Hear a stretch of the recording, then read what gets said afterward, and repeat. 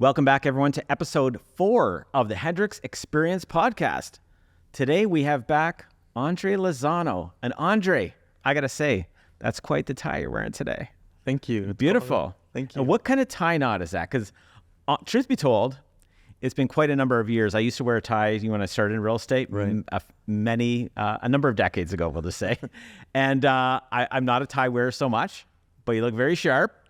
And I'm not familiar with that tie knot. What is that there? It's called the Trinity knot. Trinity knot, like Father, Son, Holy Ghost, Trinity knot? Is that where it comes from? Pretty much for me. But Yeah, I don't know for the you. origin story. All right. Well, fantastic. You look sharp tonight, man. Thank you. Appreciate it. Thank you again for being here. Thank you for the invitation. You're very welcome. And I'd like to chat a little bit today about wills. Last testament and wills. Is that what the official title is of it? Yeah. Essentially, yes. Yes. Okay. So this is something that people never really want to talk about, but it's a good idea to talk about. Unfortunately, people do die. Yes. And, we do have to kind of plan around that. And at the office, we try to make it pretty fun. Yeah. And not as, grim. So. Yes. To lighten it up a little bit. It's obviously a very extremely serious topic, but just to lighten it up a little bit, because it is a challenge if someone does pass away without a will. Tell everybody a little bit about what happens if you don't have a will. Yeah, that's a great question. So essentially, you need to have somebody appointed to be an executor of an estate, and that's usually a very expensive process. Now, not to just to interject there, I actually will.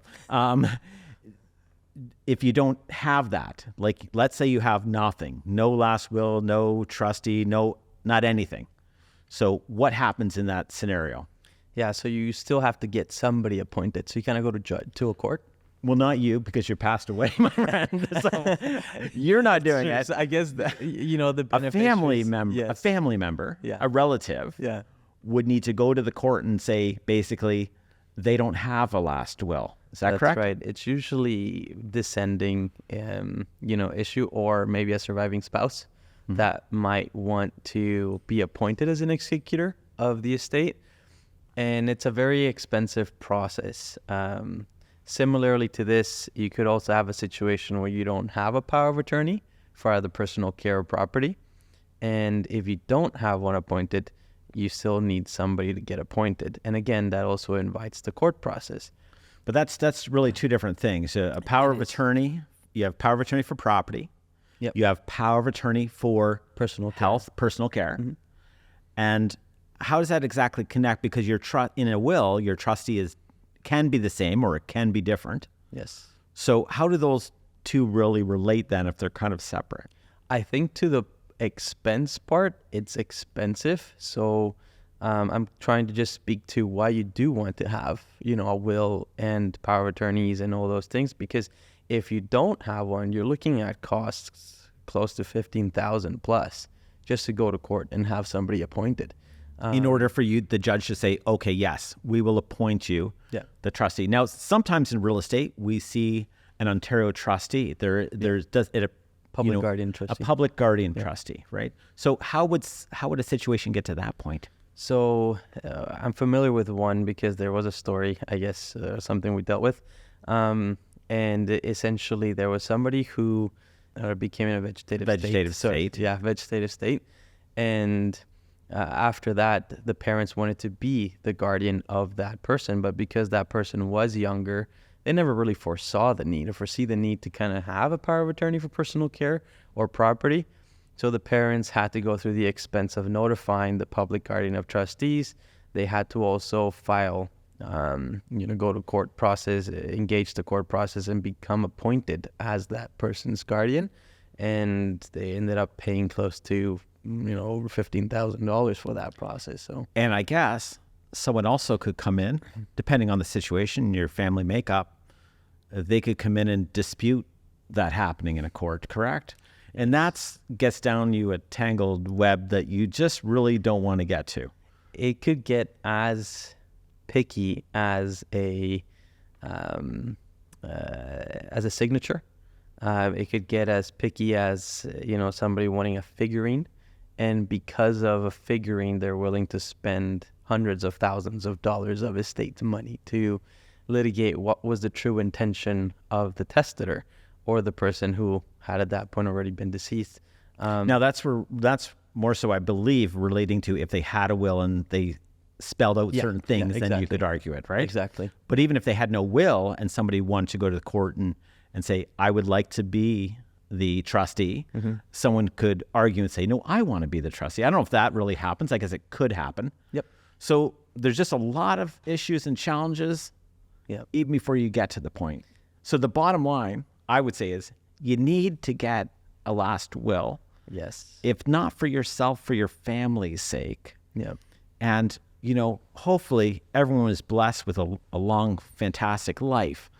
But life doesn't always work out that way. Yeah, and to get to your point as to debates as to who could get appointed, you do have the Substitute Decisions Act, which kind of governs all that in the absence of having a will. Usually, courts would defer to a surviving spouse. Absent having a surviving spouse, you could get into that contentious issues where maybe children want to be an executor, maybe fight for that 5%, and kind of go from there. But usually it's pretty straightforward because there's already legislation in place that would be followed. So okay, fantastic. So hopefully everyone has clearly gotten the message here that go get a will. Yes, correct? Exactly. So they contact you or they contact their lawyer if they already have a lawyer, but they can certainly reach out to you and they're going to set up an appointment. Are you going to generally meet them face to face? I have to meet them face to face. And one of the reasons why, it's because I have to assess capacity. I want to make sure that they understand what they own. I want to understand that they understand their beneficiaries, the consequences of what they're doing. And if they don't have capacity, I cannot provide them that service, unfortunately. Okay. And the courts ruled that you in your profession as a lawyer, you are skilled in that determination? Yes, pretty much so. We go through schooling and all that, for years. Fantastic. And do you ever have it where you're not quite sure and you maybe seek a doctor's a letter to make sure that they're of good sound in mind? Does that ever come up or not really? To some extent, maybe, but not really. Usually it's pretty clear whether somebody doesn't understand what they own. It's as straightforward as, do you know what you're gifting away? And I have had a situation where somebody told me, what is that thing? And I'm thinking, well, we're talking about a home right now, right? You told me that you have a home. And at the time, we did also have their friend and aunt at the same meeting. And turning to the aunt was asking, do I own anything else? So at that point, I'm already starting to raise red flags, thinking this individual does not have capacity to kind of to give me instructions on to what to do next. So what is your responsibility in your law profession at that point in time if that happens? Yeah, so at that point, I would just notify the individual. And of course, at that time, we also had the aunt. Well, you're sitting there with all of them. Yeah, with all of them, essentially. Yes. And it's also interesting because you have a situation where your client can't really provide you with instructions. So you already do have an aunt and a friend there. How do you then ask whether they're okay to be there in the same meeting at the same time? So really, it's just one of those practical situations that you just have to kind of know how to overcome on the fly, if you will, without really like clear-cut rules. So it would just be a matter of, advising the aunt who did end up dropping off the friend and the client, potential client at the time. And I just told the aunt, unfortunately, I won't be able to assist just because I'm not confident enough that this your niece is able to give me instructions on the will. So. And if you're not comfortable in that situation, you can't move forward. What's your advice to them of what step they can take at that moment? At that moment, it would be, we will need to go to court to then have somebody appointed as a guardian. Okay, so a judge would need to appoint somebody as guardian. And then you come into your medical notes at that point. Then it gets to the medical notes. Yeah. Okay, excellent.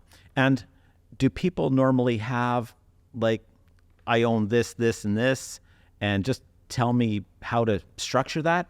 Or they come in a lot of times with knowing exactly how they want to structure it? It's a great question because sometimes you do have both types of clients, right? They come in and They say, I know exactly what I'm doing. I understand that if I become joint tenant to a property, I won't have to pay probate. Let's do this right away. Perfect. You already know the process, but let me just give you a really quick refresh as to the consequences of that. And then you still do your due diligence as a lawyer to make sure that you've notified your client about the consequences of that.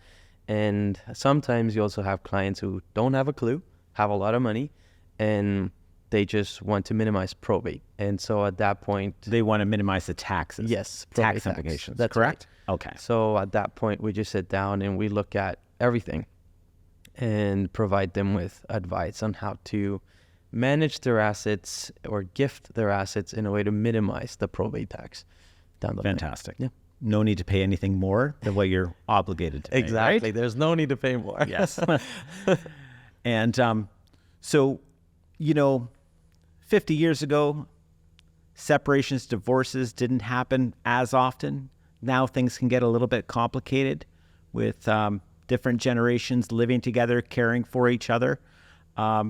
So how do you run into that situation where it can be a little more complicated? It's not as straight and steady as she goes as it maybe once was in the past. Do you mind repeating that question again? Sorry, I kind of... Okay, no problem. No problem. We'll repeat that question for you. So decades ago, when two people got married and they lived together and married together for life, Yep. easy peasy, right? It just goes to the other partner and so on, then it goes to my children.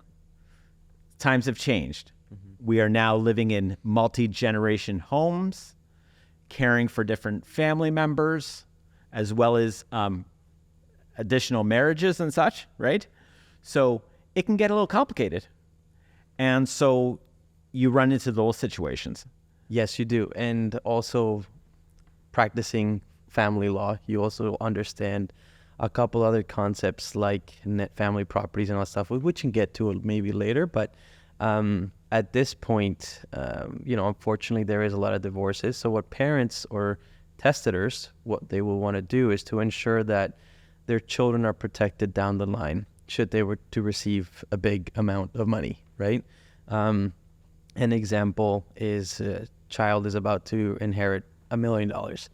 And sometimes what the children do, unbeknownst to them, is commingle that gift of $1 million with their partners or husbands into a new relationship. Like a joint account. Mm-hmm. Exactly. And at that point, you lose that protection.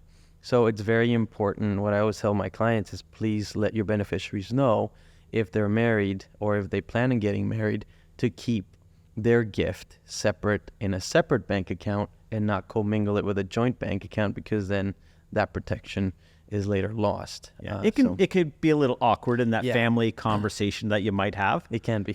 But you have to look after what's best for the person who's sharing this wealth with their family or others, to make sure it's really dealt with in the way that their wishes are. That's right. The whole point about it, correct? Well, people work very hard for their money, right? Absolutely. And if they want to benefit somebody or bless somebody with money, you don't want to take that right away so quickly. So that's why people hire us to make sure that they're advised of all their rights and how to best ensure that the money they've worked so hard for actually goes to the people they want to benefit, right? So makes perfect sense. Yeah.